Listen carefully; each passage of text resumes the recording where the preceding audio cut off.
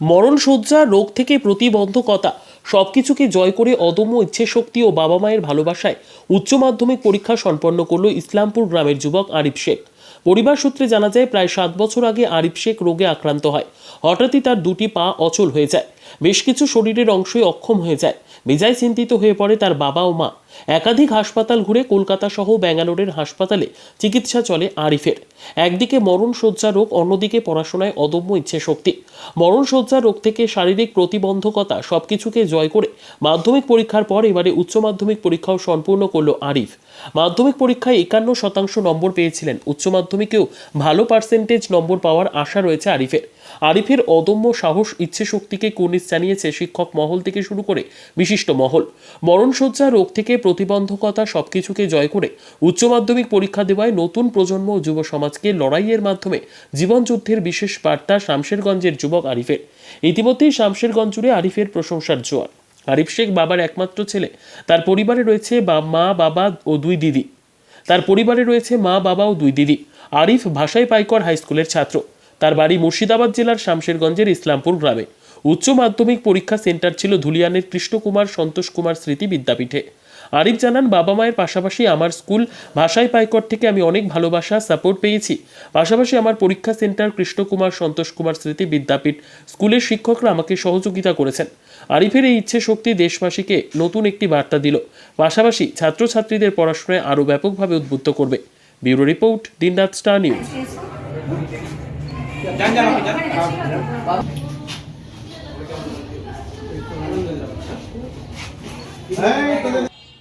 পরীক্ষা তো পড়াশোনা তো চালাতেই হবে, না তো বন্ধ করা যাবে না, যাই হোক সেটা।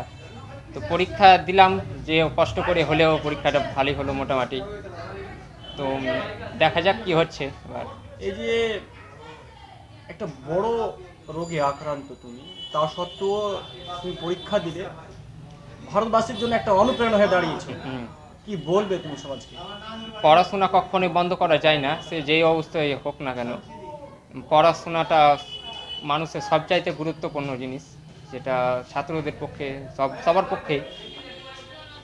তাই পরে মাধ্যমিকও দিয়েছিলাম এই অবস্থায়, আবার এইচএসসি দিলাম। তো প্রথম দিকে শরীরটা আমার খারাপ ছিল, এখন শরীরটা অবশ্য ভালোই আছে। তো ভালোই লাগলো পরীক্ষা দিতে। কবে তুমি জানতে পেরেছিলে যে তোমাকে রোগ হয়েছে? রোগ হয়েছে আজ থেকে পাঁচ বছর আগে। হ্যাঁ, 5 থেকে 6 বছর আগে। এখন কি অবস্থায় রয়েছে তুমি? এখনও, আগে তো পুরো শরীরটাই ড্যামেজ ছিল, এখন অনেকটা ঠিক হয়েছে। তবুও হাঁটাচলা করতে গেলে মানে সাপোর্ট নিয়ে করতে হয়, বা দুজন সাপোর্টে থাকে। এই যে তুমি আক্রান্তর পরেও, রোগে আক্রান্তর পরেও যে এতটা অনুপ্রেরণা পাচ্ছ, বাবা মা কি অনুপ্রেরণা বা কার অনুপ্রেরণায় এতটা এগিয়ে যাচ্ছ? এটা আমি কর্তব্য হিসাবে আমি পালন করছি বাড়ি থেকে। কি যেমন সব ছেলেদেরকে পড়াশোনা করতে হবে, পড়াশোনা করার পর সে কাজে লাগতে হবে, সে মানুষের মতো হয়ে উঠতে হবে। তার জন্যই আমি এটা হাল এখনও ছেড়ে দিই। বান্ধব বা পরিবার থেকে বলেনি যে কি এত বড় একটা? না, পরিবার আমাকে যথেষ্ট সাহায্য করেছে। হ্যাঁ, সাপোর্ট করেছে, এবং সব দিক দিয়ে আমাকে সাহায্য করেছে পরিবার। কোথায় বাড়ি? আমার বাড়ি ইসলামপুর। কোন স্কুলে পড়াশোনা করতে? ভাষা বাইকর হাই স্কুল। আর এখন কোন স্কুলে পরীক্ষা দিচ্ছ? এখন সুভাষ স্কুল। কত নাম্বার পেয়েছিলে মাধ্যমিক যখন পরীক্ষা দাও? মাধ্যমিকের নাম্বারটা কমই ছিল, এই 60-র আশপাশ ছিল। এবার কতটা আশা করছো? এখন আশা করছি ওর থেকে ভালোই হবে। এখন এই রোগটা রিকভারির দিকে কি আগাচ্ছে? হ্যাঁ, এগোচ্ছে। সামনে কি পরিকল্পনা রয়েছে তোমার? পরিকল্পনা দেখা যাক, এখন সেটা এখনও ভাবিনি। এখন শরীরের দিক দিয়ে, মানে শারীরিক যেহেতু এখন প্রবলেম আছে, সেটার দিকে এখন বেশি গুরুত্ব দিচ্ছি, কীভাবে সুস্থ হওয়া যায়। তার জন্য ব্যাঙ্গালোরও গেছি, কলকাতা গেছি, এখনও ডক্টরও চলছে। সন্তোষ কুমার স্কুলে পরীক্ষা দিলে শিক্ষকরা কেমন সহায়তা করলো তোমার? ভালো করলো। তোমার নাম? এমডি আরিফ, বাড়ি ইসলামপুর।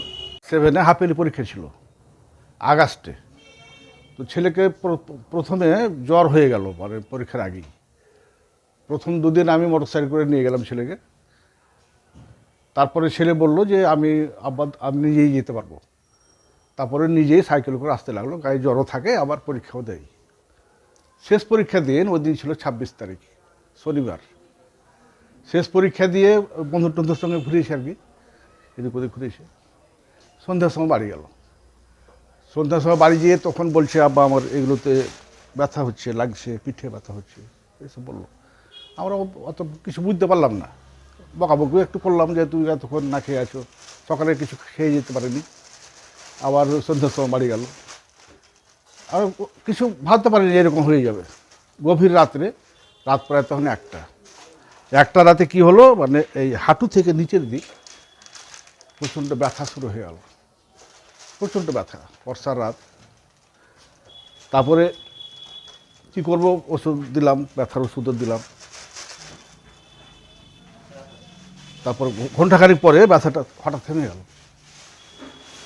গেল। যে থেমে যাওয়ার পরে বলছে আব্বা এবার যে কিছু বুঝতে পারিনি, এগুলো হাঁটু থেকে নিচের দিকটা ডেড হয়ে গেল। ডেড হয়ে যাওয়ার পরে আমরাও বুঝতে পারলাম না যে কি এটা, আমরা তো জানি না এই কি অসুখ হয়। আরাম পেলো, ঘুমিয়ে গেল। অত রাত তো ডাক্তারও পাবো না, ভাবলাম যে সকালে নিয়ে যাব কোথাও। ভোর রাত্রে আমি গাড়ি আনতে গেলাম, গাড়ি করে গাড়ি নিয়ে আসছি, এসে দেখছি তারপর এই কোমর থেকে এদিকটা ব্যথা শুরু হয়ে গেছে। ব্যথাটা শুরু হয়েছে হাঁটু থেকে এদিক কোমর পর্যন্ত। এটাও ঘন্টাখানি পরে আবার ব্যথা থেমে গেল, যে বলছে আবার এগুলো আর বুঝতে পারছি না, এগুলো ডেড হয়ে গেল। এই যে আপনার ছেলে পরীক্ষা দিল, বাবা হিসেবে আপনাকে কতটা ভালো লাগবে বলতে? আমাকে তো খুবই ভালো লাগছে, আমার ছেলের বেঁচে আছে, পরীক্ষা খুবই গর্বিত আমি। ও ছেলে হয়তো ডিভিশন পাবে না, কিন্তু পাস করলে আমি খুব খুশি হব, আমি খুবই খুশি হব। মাধ্যমিকে 51% নম্বর পেয়েছিল, আমি তাড়াতাড়ি মিষ্টি আনতে গিয়েছিলাম, মিষ্টি এনে সবাইকে দিয়েছিলাম। এবারে যদি পাস করে সবাইকে মিষ্টি খাওয়াবো। ছেলের সামনে এত বড় একটা রোগ নিয়েও পরীক্ষা দেওয়াচ্ছেন, কি পরিকল্পনা রয়েছে ছেলে নিয়ে? হ্যাঁ, ছেলে নিয়ে কি পরিকল্পনা রয়েছে? পরিকল্পনা মানে আমি ভেবে পাচ্ছি না কি করব। ছেলে, হ্যাঁ একটা ছেলে বেঁচে আছে এখন। আমি এই একটা ছেলে, আমার কটা ছেলে মেয়ে? দুটো মেয়ে, একটা মেয়ে বিয়ে হয়েছে, আর একটা ওই এমএ করছে আর কি, বিএড করেছে, এমএ ছেলে করছে। কি একটাই? একটা এটাই ছিল। ও অসুখ যখন হয় তখন তো আমি হোপলেস হয়ে গেছিলাম। আমিও, আমার হার্টের অসুখ হয়ে গেছিলো, পেসমেকার লাগিয়েছি, পেসমেকারে চলছে। কি করেন আপনি? আমি ওই ভাষাপাইকর হাই স্কুলেরই ক্লার্ক ছিলাম। তারপরে ওই ছেলে অসুখ হলো 26 তারিখ রাত্রে, আর আমি 31 তারিখে রিটায়ার করছি। এই অবস্থা আমার, মানে মানসিক অবস্থা কীরকম বুঝতে পারছি। ট্রিটমেন্ট কোথায় চলেছিল? ট্রিটমেন্ট করেছিলাম, প্রথমে সবাই বললো যে হোমিওপ্যাথি খাওয়াতে হবে এগুলো অসুখে। হোমিওপ্যাথিকে নিয়ে গেলাম, ডাক্তার বললো যে এটা প্যারাপ্লাজিয়া, মানে প্যারালাইসিস থেকেও ভয়ঙ্কর। তারপরে বললো যে ঠিক হয়ে যাবে, কিন্তু হলো না কিছু। প্রায় 9 মাস দেখালাম এই হোমিওপ্যাথি ডাক্তার, ক্যাথিটার লাগা ছিল 9 মাস ধরে। তারপরে দেখলাম যে হচ্ছে না কিছু, তখন সবাই বলে যে ব্যাঙ্গালোর নিয়ে যেতে হবে। কে বললো কলকাতা। তারপরে একটা আমার জামাই, তখন জামাই বিয়ে হয়নি, তখন হবু জামাই ছিল, বললো যে যেতে হবে নিউরো সায়েন্স, ওখানে ভালো। বর্তমানে কোথায় চিকিৎসা করছেন? এখন ধরুন এখন ব্যাঙ্গালোরের চিকিৎসা ওষুধই চলছে। কলকাতার নিউরো সায়েন্সে যে ওষুধ দিয়েছিল ব্যাঙ্গালোর, তাই বললো যে এইগুলোই চলবে। আপনার নাম? আমার নাম হচ্ছে এমডি আতাউল্লাহ। আপনার ছেলের নাম? আমার ছেলের নাম হচ্ছে এমডি আরিফ। আমরা গর্বিত এবং এডুকেশন ফর মিশন এটাকে সামনে রেখে যেভাবে মোহাম্মদ আরিফ শারীরিক প্রতিবন্ধতাকে জয় করে মানসিক দৃঢ়তাকে সঙ্গে করে এই যে পরীক্ষাটা দিল, তার জন্য অনেক শুভেচ্ছা আমাদের স্কুল কর্তৃপক্ষ তরফ থেকে। আমাদের মাস্টারমশাই টিআরসি আব্দুল কবির থেকে শুরু করে আমাদের সমস্ত স্টাফরা এখানে আছেন, এবং পরীক্ষা চলাকালীন থেকে শুরু করে যখন শুরু হয়েছিল, আজ যখন পরীক্ষা সমাপ্তির পথে, তখন বিভিন্নভাবে সে জল হোক বা মানসিকভাবে যে একটা মোটিভেট করা, ইন্সপায়ার করা, সেই ব্যাপারটা আমরা যতটা সম্ভব ওর পাশে দাঁড়িয়েছি। এবং আরিফ ছাত্রসুলভ ব্যবহারের মধ্য দিয়ে শিক্ষা পরীক্ষা এটাকে মূল মন্ত্র করে যেভাবে আজ অবধি পরীক্ষাটা ভালোভাবে দিল, তার ভবিষ্যৎ আরও সুনিশ্চিত হোক, এবং ঈশ্বরের কাছে প্রার্থনা করি যাতে সে সুস্থতার দিকে ক্রমশ এগিয়ে যায় এবং শুধুমাত্র মুর্শিদাবাদ বা পশ্চিমবঙ্গ নয়, ভারতবর্ষে একটা অন্যতম দৃষ্টান্ত রাখতে চলেছে সে। আমরা বিগত দিনে হেলেন কেলার শুনেছি, আরো অন্যান্য প্রতিভাবান ব্যক্তিদেরকে তাদের যে জীবন সংগ্রামটা এগিয়ে নিয়ে গেছে সেটা শুনেছি। আরিফ এই শামশেরগঞ্জ ব্লক থেকে, মুর্শিদাবাদ থেকে এমনই একজন আইকনিক স্টুডেন্ট। তার জন্য অনেক শুভেচ্ছা এবং এই বার্তা দেব যে ছাত্রানাং অধ্যয়নং তপ, সেই অধ্যয়ন পড়াশোনাটা সার্বিকভাবে চালিয়ে যেতে হবে। তাতে শারীরিক বা মানসিক প্রতিবন্ধকতা কখনো প্রতিবন্ধক হয়ে দাঁড়ায় না। নমস্কার। আপনার নাম? আমি শঙ্কর পাল, এই স্কুলের অ্যাসিস্ট্যান্ট টিচার, আমার সাবজেক্ট ইংলিশ।